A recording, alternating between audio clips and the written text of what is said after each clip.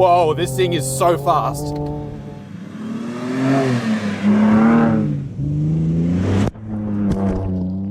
Well, hopefully now I've got your attention. This is the 2023 Ford Ranger Raptor, now with twin-turbo V6 power under the bonnet.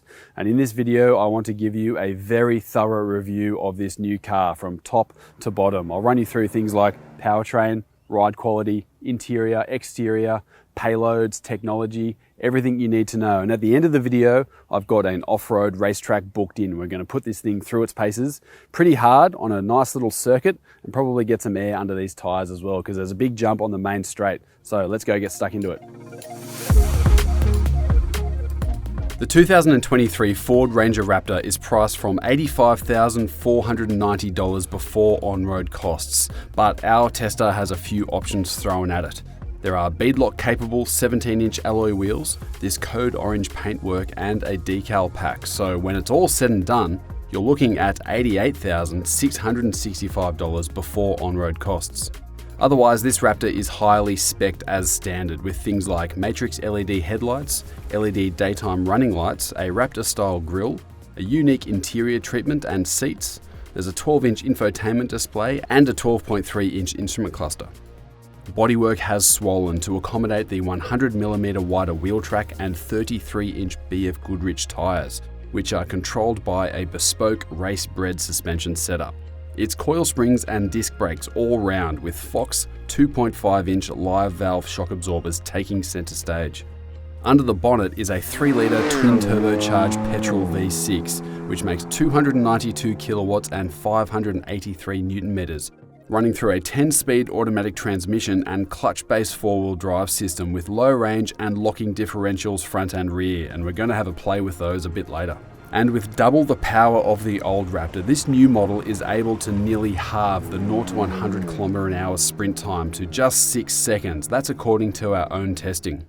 There is no denying that this Ranger Raptor is an angry looking bit of gear. It's definitely a lot more aggressive than the previous generation Raptor, a lot more square and a lot more pronounced on the road as well, especially in this code orange paintwork we've got here. It's extremely bright and we've been getting a lot of looks as we drive around town. We've got that trademark FORD grille. It's a little bit wider this time as well. The headlights, these are LED headlights by the way, with that C clamp LED design there. They're the daytime running lights. They're a lot wider in the bodywork as well, and it makes this car feel very wide. You'll see there the front camera on the front there, that's for the 360-degree setup there. You've got two sturdy looking tow hooks. That's really good. They're actually rated for recovery use, which is good to hear. And also you've got a decent bash plate as well, which will probably get a workout if you're jumping and bouncing around in this thing off-road. You've got some air vents. These are actually functional, Ford tell us. They work to get some of that hot air out from under the bonnet of that V6 under there, and also some on the side here, which should help a little bit to keep those temperatures down. One cool thing to talk about are these wheels. They're a little bit dirty at the moment, forgive me for that, but we've got the beadlock capable optional wheels here. Now you've got to fit a separate beadlocking wheel, and there's a whole lot of things to get through in terms of talking about beadlocks in this Raptor. And we've got a story on Drive.com.au to explain all of that. So if you want to know more about that, head over to Drive, search for beadlocks, and you will see it there.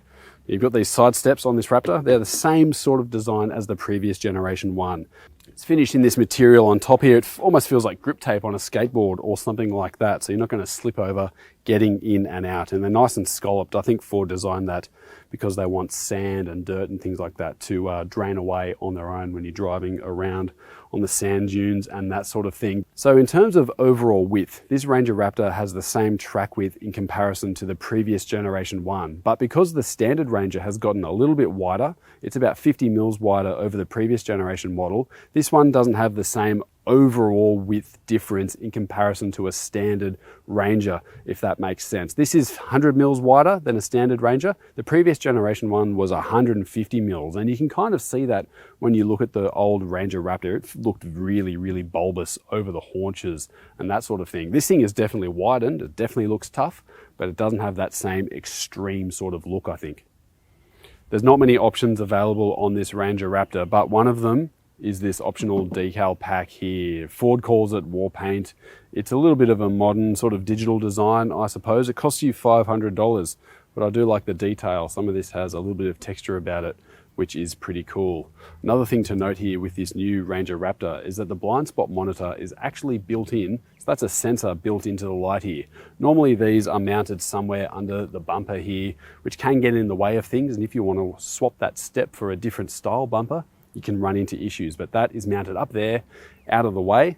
It's a good place for it to be. However, I'd have to say, it's probably going to cost a lot of money to replace that whole assembly if you do happen to break it. So maybe treat it with a bit of caution. Now let me open this tailgate up for you. That's nicely damped, always good to see. And you've got these red straps here so you can see where they are. Maybe don't trip over them or something like that. You don't have those side steps anymore on this Ranger Raptor like the rest of the Ranger range. So you will be climbing up the wheels in the old-fashioned way. But I do like the tub liner that they have in this Raptor. It's a spray-in tub liner, not a drop-in one, and you can see the quality of the installation is really nice. It's nice and durable. It's got a lot of texture in it for grip as well, so that'll work well for just throwing things in the back and not worrying about it too much. Now I've got a couple of things in here, just a front runner Wolfpack case and some Max Tracks there, but it's about the same size in here as the normal Ranger. In fact, the width of the vehicle is actually through the bodywork and the wheels. The size of the tub on the inside here is the same. You've got 6 tie down points, so 3 on each side. That's really good to see. And you've also got a big 12 volt power outlet on the side there, and it's actually mounted on a really big panel. I'm really interested to see what people do from the aftermarket with that sort of setup. I imagine you could do some really cool stuff with that. Maybe 3D printing some extra controls or power outlets or whatever it might be. I reckon there's going to be some cool stuff coming out for this Ranger in the future. But for an everyday usage vehicle, it's pretty good, but you can tell that this is more of a lifestyle ute as well. One thing I do really like about this ute, there's 3 points on both sides here. These are small little tabs, and what you have to do is pop those out, and it's pretty much a spot for a bolt and a nut. And what you can do is use that to mount racks across the end here. So you could do like a tub rack that people see sometimes, put a rooftop tent. Don't forget you've got a small payload in this Raptor, but you could do a roof tent, you could do some extra storage in here whilst keeping your tub intact and make it a little bit more versatile. Ford has really sweated the details here, and they've added a lot of cool features in the back of this Raptor, and I think it works very well. The available payload on this Raptor is only a little bit over 700 kilos. Obviously, this isn't a car you're going to buy for concreting or bricklaying or something like that. This is more of an enthusiast car for lifestyle usage, and payloads will more often than not be something like this in the back here. This is a 2023 KTM 300 EXC. It's a 2-stroke enduro bike, and to be honest with you, that's about as far as my knowledge of motorbikes goes. Someone else much more capable than I am is going to ride this thing a little bit later. I've got this bike fitted in here at the moment diagonally, and I've got the tailgate sort of propped up here using these straps on the back here, and I've just looped them over the catch, and it has worked quite well. This is all nice and secure, not going anywhere, as they say. But if you wanted to fit 2 bikes, you could put 2 in longitudinally, drop the tailgate down completely, but you will probably have to move that number plate so it's a little bit more visible from the back there. You can get all sorts of accessories that helps in that regard. But for this situation here, weekend away on the beach, something like that, you want to throw a bike in the back, this does work pretty well. This is the interior of the Ford Ranger Raptor, and as you would expect, this is an all-you-can-eat affair in terms of inclusions and that sort of thing for the Ranger range. You don't forget that you're in a Raptor specification in this model. You've got a lot of red, or orange should I say, highlights all around the place in the air vents here. There's stitching in the steering wheel. This is a unique steering wheel for the Raptor. Of course, you've got that 12 o'clock marker at the top there, big Raptor decals at the bottom. It's nice and meaty, feels well made, and you do have some paddle shifters there behind the steering wheel, but they are mounted not to the column, but to the wheel, just like the old Ranger Raptor. Some other important things to talk about here. You've got a big infotainment display. This is the 12-inch system, like the Ranger Wildtrak. You get it in some Everest models as well. And you've got Apple CarPlay, Android Auto. They're both operating on a wireless setup as well. Digital radio, a lot of functionality going on here. I'll just sort of show you around quickly some of the things. You click on this little Ford decal up in the top here, and you've got things like zone lighting. That's a really cool feature to use when you're camping, even when you're at home and you need some extra lighting around the place. We did show you through that on our XLT Ranger off-road video earlier as well, but that's a really cool system. You've got a 360-degree camera setup in here. The image quality is really nice. There's a lot of cool stuff you can do there as well, changing the image size and seeing what's going on all around you. That will be handy for parking, but also for off-roading. And I do like the quality that they've put in there. It's not just one of those substandard camera systems they've done to tick the box. It actually does work quite well. And you've also got a digital owner's manual in here, which is handy if you need to figure out how to operate all these different things, because this dual cab ute has evolved so much over the previous years. There's a lot of stuff going on in this car. There's even video tutorials here to use some of the more technical things there. There is a trailer sway control one there, just to show you this infotainment display in comparison to other dual cab utes in this segment, even ones that have come out recently. This is just another level above in terms of size, but also in terms of the user experience and the functionality of the operating system. It's really impressive. But even though this display is really big, and even though you do have these climate control setups here through the screen, just a little bit further down, you've actually got manual ones, which I do really like to see when you're driving around. It's easy to operate. So there's a volume dial in the middle, and then you've got dual zone climate control with fan speed buttons and that sort of thing. It works. Manual buttons and dials work for this sort of setup, and I do really like it. Below there, you've got a wireless charging pad. I've got my phone in there at the moment. That fits in there quite nicely. And then there's a USB and USB-C charging pad and a little bit of extra storage space for a few things. Because this screen is larger, in comparison to the smaller screen, you do get a little bit less storage space here. It's a bit more built up, I suppose you could say. Just one thing worth noting there. I've got my key in this little thing there. It's a pretty handy place to put it so it doesn't slide around too much. And then 2 cup holders there, and a decent center console, which you'll also find a 12-volt plug, which is quite handy to have. You've got cup holders here that pop out on each side, and you've also got the additional glove box, which I do really like. And that's got a lining on it there, like a nice sort of suede like material, which other Rangers don't have. That is only unique to Raptor, which is really cool. And a storage shelf there, always handy to throw things in there like wallets and that sort of thing. Another big ticket item inside this Raptor are the seats. Now, designers told us that these were actually inspired by a Raptor fighter jet, which is pretty cool. I haven't been able to find the ejector seat just yet, but in terms of actual usage for a car, these are quite comfortable. You've got under seats support, which is really good to have. Nice electric adjustment, and there is some good bolstering available there. Obviously, that's a little bit more important in a Raptor when you're going to be going around corners a little bit faster than a normal Ranger. But these look good, they feel good. You've got a nice mix of materials. Once again, you've got these orange highlights around the place, a bit of contrast stitching, and a little bit of Alcantara as well, which is quite nice. If you're keen to add some accessories to your Raptor, or you maybe just want to continue on with that whole fighter pilot theme of these seats, you've got these overhead switches, big toggle switches, and they're marked auxiliary 1 through to 6. Flick them on there, the lights come on. They've got a nice tactile feel to them. Overhead, you don't see that on too many vehicles. The Ineos Grenadier might have some overhead switches coming in the future, but that's a cool factory addition if you want to add some things on there. And behind there, you've got your old sunglasses holder as well. But another thing that I didn't mention before, very important for this Raptor, which does set it apart from other Rangers, is the digital instrument cluster in front of you here. It is a big 12-inch system, and you've got a lot of functionality going on in there. There's trip computers, you've got navigation that can pop up in there. It's nice and crispy, and it really helps because you've got a lot of driving modes in this Raptor, which I will get through a little bit later in this review, but a lot of those controls can be seen through here while you're driving. So that is a really nice thing. So a $90,000 four-wheel drive ute, by the time it gets on the road, it needs to be good on the inside, but I do think that this Raptor delivers in that regard. Just before I hop in and show you the back of this Ranger Raptor, I want to show you probably the unsung hero of design in this Raptor and one of my personal favorite features. And I'm going to show it to you using this big ARB extension strap. This is a big 8-ton strap, a whole lot of space to take up.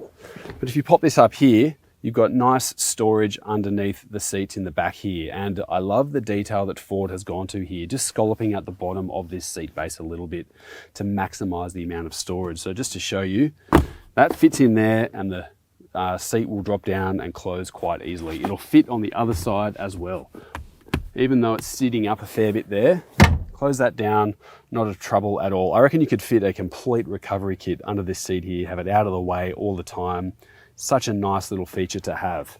If I drop down this side as well, There's not as much storage on this one. You can see we've got the subwoofer here. That's part of the whole Raptor thing. You've got an amplifier as well and the jacking equipment. So there's a little bit less storage space here because of that stuff, but you could probably wedge a couple of little things in there if you wanted to. Now, let me hop in.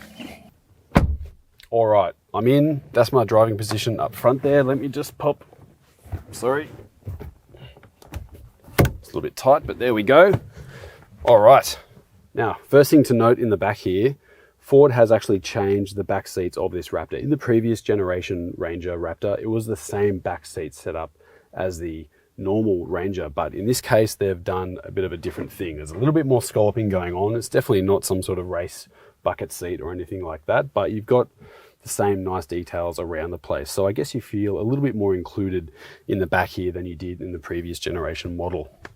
Now, in terms of comfort and space overall, my headroom is pretty good and my legroom is decent also. I think if someone up front was sitting a little bit further backwards, I'd be looking to tuck my knees into this scalloped out space here. This is quite a thick seat in front, so I guess it does take up a bit of room in terms of legroom. My tow room is okay down below there. It's pretty comfortable. I've got air vents and I've got a USB and a USB-C power outlet, and there's room for a couple of bottles in the doors as well. I'll pop down this here. There's a little toggle there. Okay, but you actually haven't seen this before. The guys in Melbourne did mention that actually. You have to pull that down. That is actually locked in. Maybe so when you're jumping over hills or something, it doesn't come flying out. Anyway, that's an armrest. You've got a couple of cup holders there. But overall, this Raptor is quite comfortable, even though it's worth noting this special seat does take up a little bit of extra space and also visibility because it's such a large seat. I give this a pretty good thumbs up. Driving this Ranger Raptor is a completely different experience to the previous generation Ranger Raptor, and for that matter, any other ute in the segment. It's not all about the engine, although that is a big part of it. Having nearly 300 kilowatts available there, there's lots of torque as well, over 500 newton meters of torque. This engine feels muscular and responsive, even in the normal driving mode where it's at its tamest. It's managed well by this 10-speed gearbox. It's not too jerky, it's quite smooth, and it makes good decisions most of the time. But you press the pedal and it comes on and you've got torque there, the revs build up. And then if you go into something like a sports driving mode, this powertrain gets a little bit angry and very responsive. It's a lot of fun to drive for such a big vehicle. But the other big change of nature in this car is more the way it handles. It's more tied down than the previous generation Ranger. It's more communicative through this chassis. It's definitely a little bit firmer, I think. It's not as outright soft and comfortable, but you get a big reward there of the engaging feel of the driving through the suspension, through the steering. This is kind of fun to punt around the road, even through corners and that sort of thing, which seems outrageous because this car is heavy, it's big, and it's tall, but it handles reasonably well considering the tyres. It's not going to keep up with hot hatches through the corners, but you'll probably have a lot of fun trying, and on the straights, you might catch up because this thing is properly fast. The BF Goodrich all-terrain tyres do a decent job of hanging onto the dry bitumen, but you do notice a fair bit of sidewall flex when turning through corners at pace, and in the wet they do seem to lack lateral grip on road.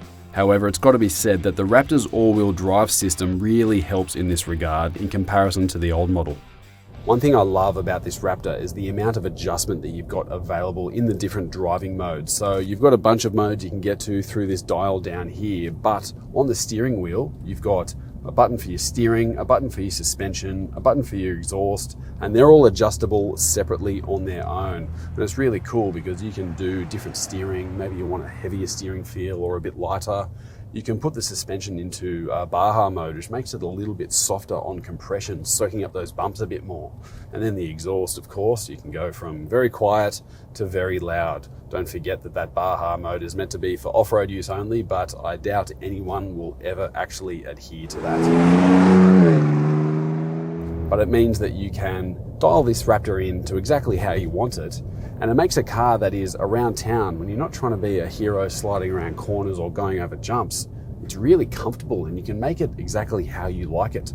So it is a bit of a jack of all trades in a way. As long as you don't want to tow 3.5 ton or put a ton of bricks in the back, this Raptor is really good. When you hit the unsealed roads, that connected nature of this Raptor starts to really work in your favor even more. Driving along some roads here that are fairly potholed, there's some big corners as well, and this car handles it really nicely. Once again, you don't have that real sense of outright suppleness that the old Raptor had, but you've got the ability to adjust the suspension individually. So now I'm here, I'm going to select off-road for the dampers in the steering wheel, and that's going to soften that compression a little bit, help it soak up these potholes a little. And I've got to say, the way that this car grips with all-wheel drive, the way it steers, the feeling and the connection that you get out of all of it, it's tempting. It's a playful car. It wants to be driven a little bit harder than you probably should on public roads. So you have to watch out for getting yourself into trouble, but it feels very confident. It's very easy. And you hit a big bump like this one, soaks it up, no dramas at all. And you've got power there. That tractable power out of this V6 means you can just press the throttle at any time. The gearbox might change down a gear or two, but it's got a lot of mid-range grunt there just to give you everything that you need to shove along. And I can't think of many better ways to spend long hours behind the wheel on the dirt than this Raptor. As impressive as the engine may be in this new Raptor, the main reason why it still feels so special is the suspension. Fox dampers are still used with the same massive 2.5-inch diameter and internal bypass channels. This helps the suspension handle the big impacts that come with high-speed driving on rough surfaces, but it's helped further in this new Raptor by live valve technology. That gives electronically controlled variation to the compression damping in these shock absorbers. It's adaptive suspension, in other words, and it helps take this Raptor to the next level. And while the Raptor is all about high-speed off-road performance, the recipe of 33-inch all-terrain tyres, a nice wide footprint and lifted suspension means it's still good at low-speed off-roading as well. This is a happy rock crawler in our experience, especially when you engage the rock crawl mode and both locking differentials. It's safe to say that this Raptor is better than any other ute out there in these sort of situations, save for maybe a Jeep Gladiator Rubicon. Where this suspension feels truly at home, however, and at its most capable, is a place like this, an off-road racing circuit.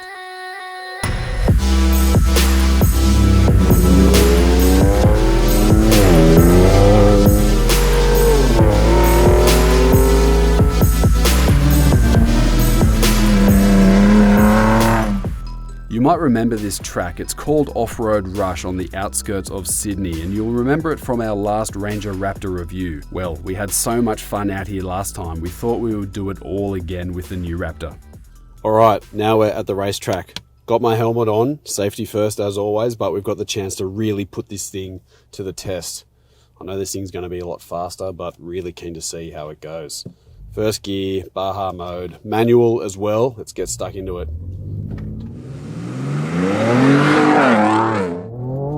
Oh. Whoa, this thing is so fast.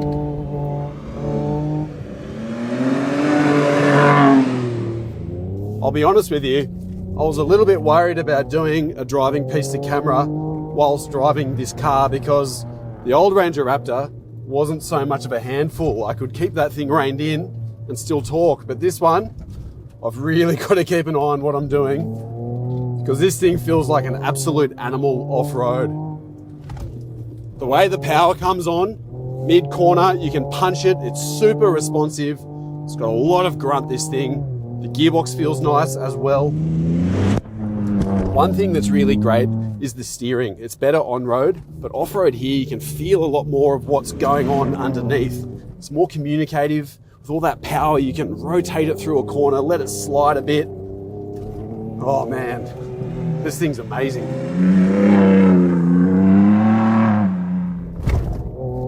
Time for a little jump here. Oh! This thing is a completely different animal in comparison to the old one. The suspension in the old Raptor was the showcase, but once again in this new model, it's better again.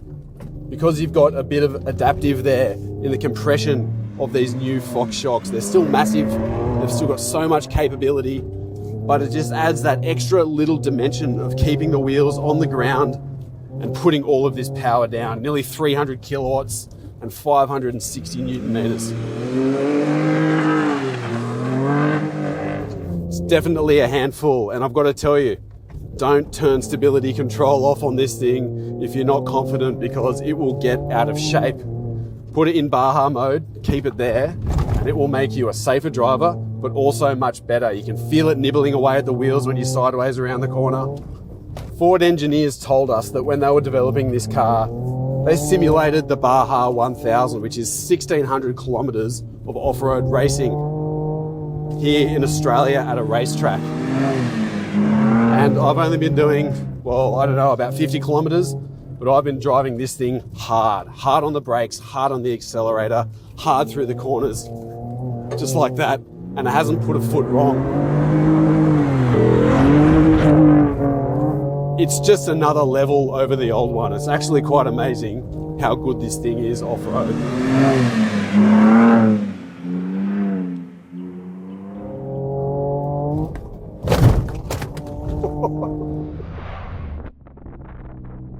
And if you're interested to know what the fuel economy is like, in the 57 kilometers of doing this stuff here, I'm averaging, let me just have a look, 63 litres per 100 Ks.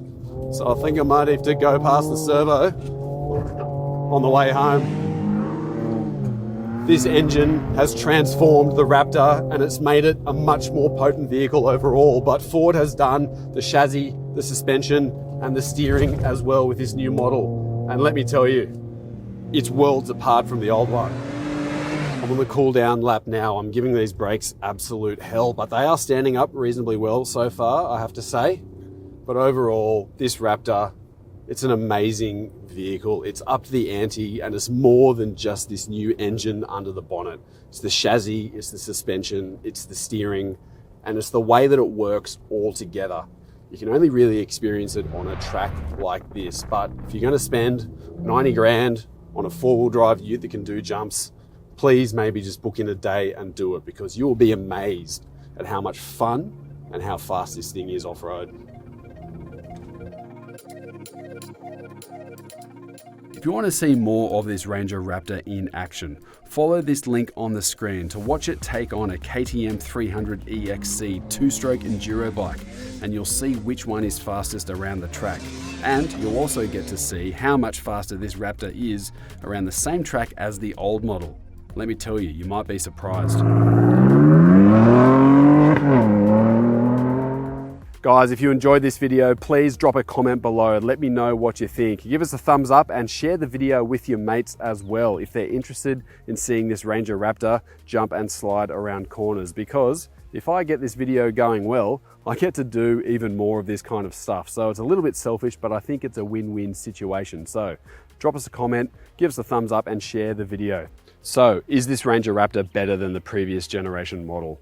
100% yes. This is a completely different animal in so many respects, and it really ups the ante in a lot of ways as well. The engine is better, the powertrain, the calibration is good, the suspension, the chassis, the technology, the interior, everything has gone a grade above. But I really like how it all comes together as well. They haven't just slapped a big engine in this thing and called it a day. They've worked on everything and it comes together beautifully. Now, fuel economy, if you want to save $1 at the petrol bowser, maybe this isn't the car for you. We saw as bad as 66 litres per 100 Ks thrashing the car around this track today. General everyday usage, you'd probably wager on something like 13 to 15 if you've got a lighter foot, but if you're going to use all that power, expect a heavy fuel bill. And if you're going to be using all that power, expect the brakes to get a little bit hot as well, especially in conditions like this when you're really working the car hard. We had to do some cool down laps and really let the smoke cool down on these ones. So if you're doing it all the time, probably expect to look at upgrading the brakes at some stage. But I think that's forgivable because we've been pushing this thing really hard, and otherwise it's been great. And I've had so much fun driving it, so I give a massive thumbs up for this Ranger Raptor. It's actually my favorite car of the year so far.